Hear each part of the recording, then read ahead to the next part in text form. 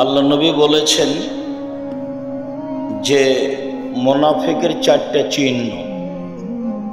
তার একটা হচ্ছে এদা হাদ্দাসা কাদাবা, কথা বললে মিথ্যা বলে।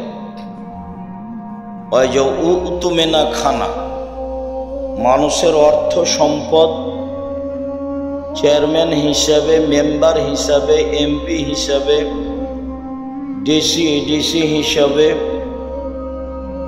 প্রিন্সিপাল হিসাবে, ভাইস চ্যান্সেলর হিসাবে, মসজিদের সভাপতি হিসাবে, মাদ্রাসার সভাপতি হিসাবে আত্মসাৎ করে। এ হলো মুনাফিকের 2 নম্বর চিহ্ন। যত জায়গা আছে এসব স্থানে যারা মানুষের পয়সা আত্মসাৎ করে তারা গাদ্দার, তারা বিশ্বাসঘাতক, তারা মুনাফিক। যার জন্যই আব্দুল্লাহর বক্তব্যে অনেক সময় আমরা অবগত হয়েছি যে একজন বিশ্বাসঘাতক, একজন মিথ্যুক ব্যক্তি জনগণের নেতা হতে পারে না। ইনশাল্লাহ সালাত আদায় করলেও, অসমা সিয়াম পালন করলেও, ওয়ান্নাহু জামানাহু মুসলিম, নিজেকে মুসলিম মনে করলেও, একজন মানুষ যদি নিজেকে মুসলিম মনে করে, সিয়াম পালন করে, সালাত আদায় করে, তবুও গাদ্দার, তবুও মুনাফিক, তবুও বিশ্বাসঘাতক, তবুও আত্মসাৎকারী। তারপরে বললেন যে ওয়াইজা খাসামা ফাজারা, ঝগড়া করলেই অশ্লীল কথা বলে। বস্তির মহিলা যেমন, বস্তির মহিলা যদি ঝগড়া করে, এই ছেলে, যে মহিলার ওইদিকে কথা বলছে তোমরা শুনতে পাও না? আপনি মহিলা মানুষ, আপনি একটু শরম করেন না কেন? এই মেয়ে, তোমার একটু লজ্জাবোধ হয় না কেন? এখানে মুখ খুলেছো কেন? শতদিন বলেছি, এখানে না বললো তোমার গায়ের উপর দিয়ে আর একজন চলে গেলে তুমি মুখ খুলবা না। তোমার জন্য এসেছি, তোমার একটু বিবেচনা হয় না? তোমার একটু শরম হয় না? একটু তোমার লজ্জা হয় না? হ্যাঁ করে এসেছো, আবার হ্যাঁ করছে, এভাবে চলে যাবা? তোমার বাপ নেই? তোমাকে কি লালন পালন করেছে? কি তুমি পশু না গরু না ছাগল? তুমি কি কুকুর শ্রীগাল? তুমি হ্যাঁ করে চিল্লাও কেন? এটা দিনই বৈঠক জানো না? একবারে 1 কিলোমিটার দূর থেকে মুখ বন্ধ রাখবা, একেবারে টোটালে মুখ বন্ধ রাখো। মহিলা মানুষ, তোমার শরম হয় না কেন? তোমার হায়া হয় না কেন? তোমার লজ্জা হয় না কেন? এটা তোমার বাড়ি। দিনই বৈঠক কি তোমার পৈতৃক সম্পত্তি?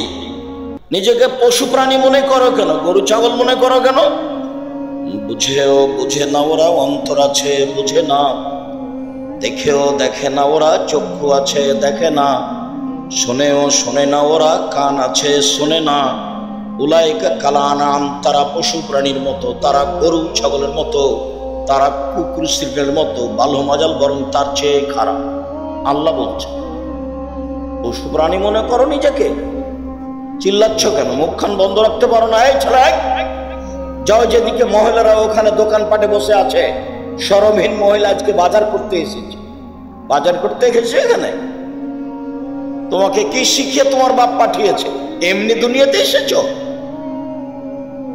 মুখ খুলছো কেন? মুখ খুলবা না, একবার মুখ বন্ধ রাখো। তোমরা যারা দায়িত্ব পালন করছে এখানে পাহারা দিতে হবে না, যাও ওইদিকে মেয়েদের ওখানে যাও। সব এমনি তাফসীর মাহফিল শুনে আর বাদাম খেয়ে একবারে স্বভাব খারাপ হয়ে আছে। বলে স্বভাবই খারাপ হয়ে গেছে, খাসলক খারাপ, একবার অভ্যাস খারাপ। বাপ ছাড়া থাকো বাড়িতে, ভাই ছাড়া থাকো বাড়িতে, স্বামী ছাড়া থাকো বাড়িতে, এখানে সব কথা বলো কেন? মুখ খুলো কেন? শরম হয় না কেন? তোমাকে কন্ট্রোল করতে পারে না তোমার স্বামী? তোমার স্বামী কাপুরুষ কি করে তোমাকে? যা তোর ওইদিকে থাকো। মহিলা মানুষ মুখখান বন্ধ রাখেন। কেউ যদি গায়ের উপর দিয়ে চলে যায় তবু মুখ খুলবেন না। গেছে যতক্ষণ বসে থাকবেন, চলে গেলে একবারে 1/2 কিলোমিটার দূরে গিয়ে মুখ খুলবেন। আমি তো আপনার জন্য এসেছি। আপনি মনে করছেন আমি ভোট চাইতে এসেছি, আমি তাফসীর মাহফিল করতে এসেছি, যে আপনি গল্প করবেন, বাদাম খাবেন, আর আমি ইউসুফ জুলাইখার কাহিনী বলবো? না, তো আমি তো এরকম কোনোদিন করিনি, আমার জীবনে এরকম ইতিহাস নেই।